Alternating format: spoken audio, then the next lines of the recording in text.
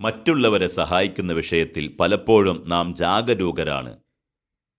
ആ വിഷയത്തിൽ പലപ്പോഴും ഇടപെടൽ തന്നെ നമുക്ക് വലിയ സന്തോഷമാണ്. എന്നാൽ അതിനുള്ള ചില പ്രതിഫലങ്ങൾ അള്ളാഹുവിൻ്റെ പ്രവാചകർ സ്വല്ലല്ലാഹു അലൈഹി വസല്ലമ തങ്ങൾ നമുക്ക് പറഞ്ഞു തരുന്നത് കേട്ടാൽ നാം ഞെട്ടിപ്പോകും. അത്ര വലുതാണ്.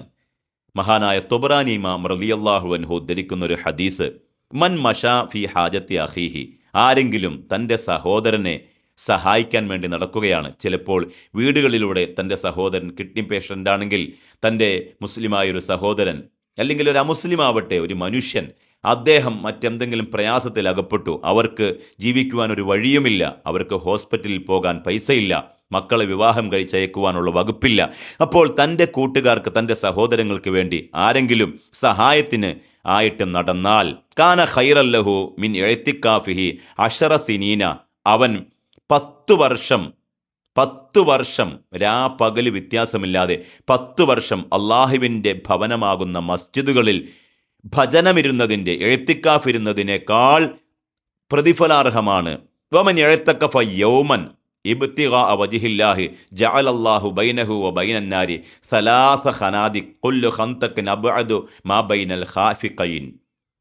10 വർഷം എഴുത്തിക്കാഫിരിക്കുന്നതിനേക്കാൾ പ്രതിഫലാർഹമാണ് തൻ്റെ സഹോദരന് വേണ്ടി എന്തെങ്കിലും ആവശ്യത്തിനായി മറ്റുള്ളവരുടെ മുന്നിൽ സഹായത്തിനായി സഹായം ചോദിച്ച് നടക്കൽ എന്ന് പറഞ്ഞപ്പോൾ അത് 10 വർഷം എഴുത്തിക്കാഫിരിക്കുന്നതിനേക്കാൾ പുണ്യമാണ് എന്നാണല്ലോ.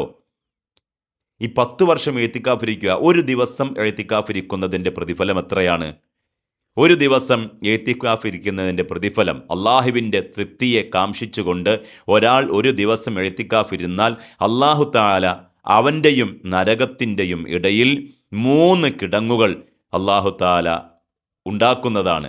ഓരോ കിടങ്ങും ആകാശഭൂമിയേക്കാൾ വിശാലമായ കിടങ്ങുകളായിരിക്കും.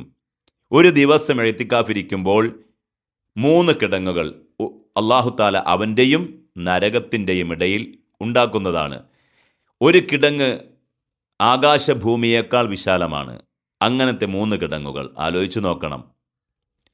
അങ്ങനെ ഒരു ദിവസത്തെ പ്രതിഫലമാണെങ്കിൽ 10 വർഷം അദ്ദേഹം എഴുത്തിക്കാഫിരിക്കുമ്പോഴുള്ള പ്രതിഫലം എത്രയാണ്? അതിനേക്കാൾ പ്രതിഫലമാണ് ഒരു പാവത്തിൻ്റെ കാര്യത്തിൽ ആരെങ്കിലും സഹായം അന്വേഷിച്ച് നടന്നാൽ.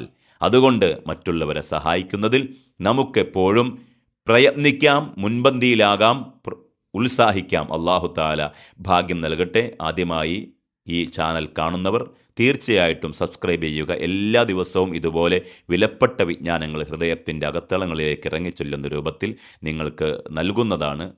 വീണ്ടും കാണാം. അസ്സലാമു അലൈക്കും.